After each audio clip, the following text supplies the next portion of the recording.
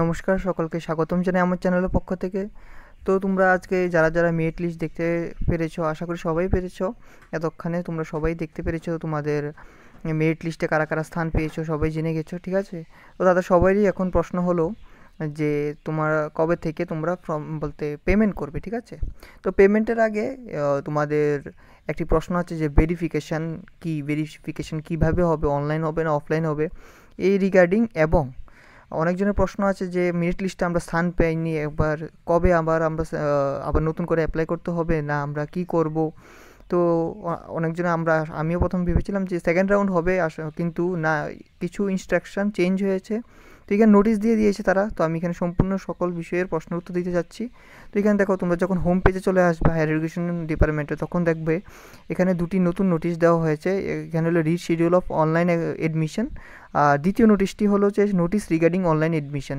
যে সেকেন্ড যে নোটিশটি আছে তার মধ্যে তোমরা পেয়ে যাবে যে কীভাবে তোমাদের ভেরিফিকেশন হবে, কীভাবে তোমরা আবার যারা মেরিট লিস্টে স্থান পানি আবার কবে তোমরা আবেদন করতে পারবে, কবে আবার তোমাদের প্রেফারেন্স সেট করতে পারবে, এই সকল বিষয়ে এখানে যে দ্বিতীয় নাম্বার যে আমাদের নোটিশটা দেওয়া হয়েছে, সেই নোটিশটির মধ্যে আমাদের যারা যারা এবার আবেদন করছে স্টুডেন্টসরা, তাদের সকলের জন্য কিছু ইনস্ট্রাকশন দেওয়া আছে। তো আমি সেই ইনস্ট্রাকশনগুলি পড়ে শোনাচ্ছি।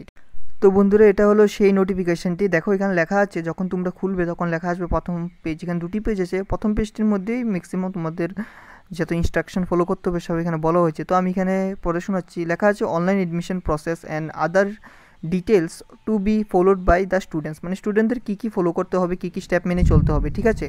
তো এখানে online admission process, date, payment of admission fee for students selected in the first merit list 1st September 2021 11 AM to 5th September 2021 up to 11:59 PM। মানে এখানে তোমাদের অনলাইন যে ফি পেমেন্টটা ছিল সেটা পরিবর্তন হয়েছে, সেটা এখন হয়েছে 1 সেপ্টেম্বর থেকে। মানে তোমরা 1 সেপ্টেম্বর থেকে 5 সেপ্টেম্বর পর্যন্ত তোমরা অনলাইনে ফি পেমেন্ট করতে পারবে, ঠিক আছে।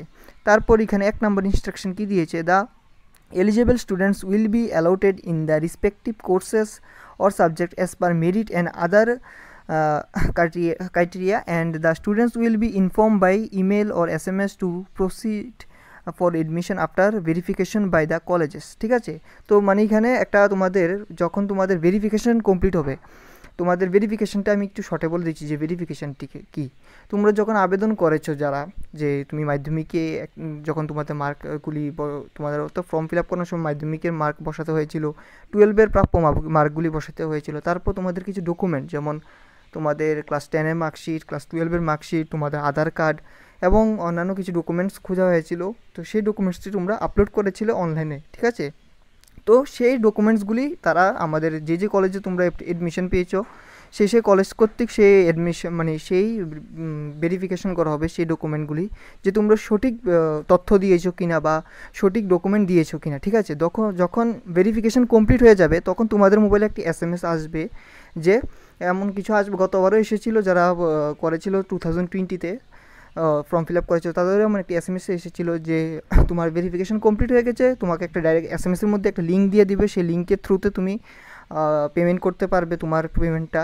অথবা তুমি আমাদের যে সরকার প্রদত্ত DHE অর্থাৎ হায়ার এডুকেশন তরফ থেকে যে অফিসিয়াল ওয়েবসাইট আছে, সেই ওয়েবসাইটে গিয়ে নিজের অ্যাপ্লিকেশন আইডি বসিয়েও তুমি সেখানে তোমার পেমেন্টটা করতে পারবে, বা আইডি পাসওয়ার্ড দিয়ে লগ ইন করে তুমি তোমার পেমেন্ট করতে পারবে। কিন্তু ভেরিফিকেশন যখন কমপ্লিট হবে, এই কয়েকদিন তোমার ভেরিফিকেশন হবে যে তোমার ফর্মের মধ্যে যে সকল তথ্য দিয়েছো সবগুলি সঠিক আছে কি না, ঠিক আছে।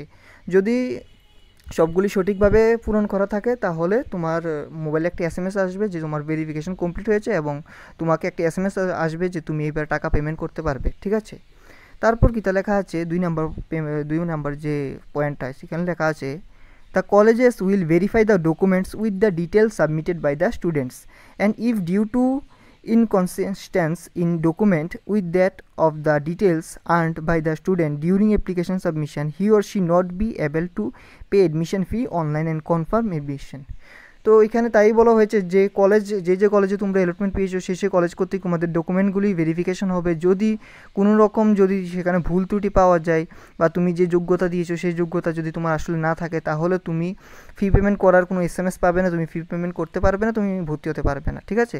তো এখানে মানে তুমি যে ডকুমেন্টসটি দিয়েছো তারা চেক করবে, কারণ অনেকজনে তো ভুল ডকুমেন্ট দেয় বা অনেকজনে অনেক রকমভাবে অনেক সময় ভুল ডিটেলস দিয়ে ফর্ম ফিল আপ করে, তখন অসুবিধা হয়ে যায়। ঠিক আছে, তো তারা সব কিছু ঠিক করে দেখবে যে তুমি কোন ইয়ারের স্টুডেন্ট, তোমার মার্ক কত, তুমি ফর্মে যা লিখেছো মার্ক এবং তোমার ডকুমেন্টে মার্ক এবং তোমার নাম সব কিছু তোমার ক্রাইটেরিয়া মিলেনি, তারপরেই তোমাকে তারা যদি ভেরিফিকেশন যখন কমপ্লিট হয়ে যাবে তখন তোমাকে তারা SMS দিয়ে প্রোভাইড করবে যে তোমার ভেরিফিকেশন কমপ্লিট হয়ে গেছে, তুমি এখন পেমেন্ট করতে পারবে। ঠিক আছে, যদি কোনো প্রকার তুমি যদি ডকুমেন্ট ভুল দিয়ে থাকো তাহলে তোমার অসুবিধা হতে পারে এবং তুমি এডমিশন নাও পেতে পারো, মানে তুমি টাকা জমা দেওয়ার SMS নাও আসতে পারে। তো আশা করি তোমরা সঠিকভাবে ডকুমেন্ট আপলোড করেছো, কারণ এখানে মাধ্যমিকের ডকুমেন্ট, মাধ্যমিক মার্কশিট, 12-এর মার্কশিট এবং আধার কার্ডই তোমাদের দেওয়ার কথা বলা হয়েছিল এবং তোমাদের পাসপোর্ট সাইজ ছবি এবং সিগনেচার দেওয়ার কথা বলা হয়েছিল। আর যাদের কাস্ট সার্টিফিকেট আছে তাদের কাস্ট সার্টিফিকেট দেওয়ার কথা বলা হয়েছিল। তো তোমরা আশা করি সবাই ঠিকভাবে দিয়েছো। ঠিক আছে, তারপর 3 নাম্বার বলা হয়েছে the shortlisted students under first merit list will be able to pay their admission fee by log in into their respective accounts. মানে ভেরিফিকেশনের পরে যারা যারা মেরিট লিস্টে স্থান পেয়েছো তারা তোমাদের পেমেন্ট করতে পারবে। The students must use the same email ID and password for log in into his or her account. মানে তোমরা সবসময় যে ইমেল আইডি এবং পাসওয়ার্ডটা আছে লগ ইন করার ক্ষেত্রে তারা সেমই থাকবে, এটা দিয়ে তুমি তোমার নিজস্ব অ্যাকাউন্টে লগ ইন করতে পারবে। ঠিক আছে, তারপর online payment of admission fee will confirm their admission in the respective course of the selected college. মানে অনলাইন পেমেন্ট করার পরে তুমি যদি ফিটা একবার পেমেন্ট করে ফেলো তারপরেই তোমার কনফার্মেশন হবে যে তুমি সে অ্যাডমিশন তোমার কমপ্লিট হয়েছে, সেই যে রেসপেক্টিভ কোর্সে তুমি অ্যালটমেন্ট পেয়েছো সে রেসপেক্টিভ কলেজ এবং কোর্সের জন্য। ঠিক আছে, যদি তুমি পেমেন্ট না করো তাহলে তোমার অ্যাডমিশন সাকসেসফুল হবে না। ঠিক আছে, তারপর if the student does not pay his or her admission fee his or her allotment will be cancel under first round merit list. ঠিক আছে, মানে যদি তুমি টাকা পেমেন্ট না করো তাহলে তোমার ক্যান্সেল হয়ে যাবে তোমার অ্যাডমিশন। তারপর 7 নম্বর হলো new applicants who could not apply earlier will be able to apply afresh and submit their application during third round of admission from 17th September 2021। এখানে দেখো বলা হয়েছে একটি গুরুত্বপূর্ণ বিষয়, যারা এখনও পর্যন্ত আবেদন করেছো না, ফার্স্ট রাউন্ডে তোমরা আবেদনই করেছো না, একদম ফ্রেশ তোমরা। এবং আমি আরেকটা বিষয় বলে দিচ্ছি, যারা তোমরা আবার এডিট করতে চাও, তোমাদের প্রেফারেন্সটা এডিট করতে চাও, ঠিক আছে, তারা সবাই থার্ড রাউন্ডে আবার তোমরা এডিট করতে পারবে বা নতুন করে ফ্রেশ অ্যাপ্লিকেশন করতে পারবে। ঠিক আছে, তারপর সেকেন্ড রাউন্ডও হবে, কিন্তু সেকেন্ড রাউন্ডের মধ্যে তুমি কোনো এডিট করতে পারবে না। এই বিষয়ে আমি পরবর্তী সময়ে বিস্তারিত বলে দেবো। কিন্তু ফ্রেশ অ্যাপ্লিকেশন করতে হলে তোমরা থার্ড রাউন্ডেই তোমরা পারবে। ঠিক আছে, যেটা 17 সেপ্টেম্বর থেকে শুরু হবে। আর লাস্ট পয়েন্টে বলা হচ্ছে in case of any doubt the students May contact the helpline number of the respective colleges given in the portal of the colleges. মানে যদি তোমার কোনো সন্দেহ থাকে, যে আমাদের যে হেল্পলাইন নাম্বার দেওয়া হয়েছে ডিএচই তরফ থেকে, ডাইরেক্টর অফ হায়ার এডুকেশনের তরফ থেকে, তো সেখানে তোমরা হেল্পলাইন নাম্বারে কন্ট্যাক্ট করতে পারো।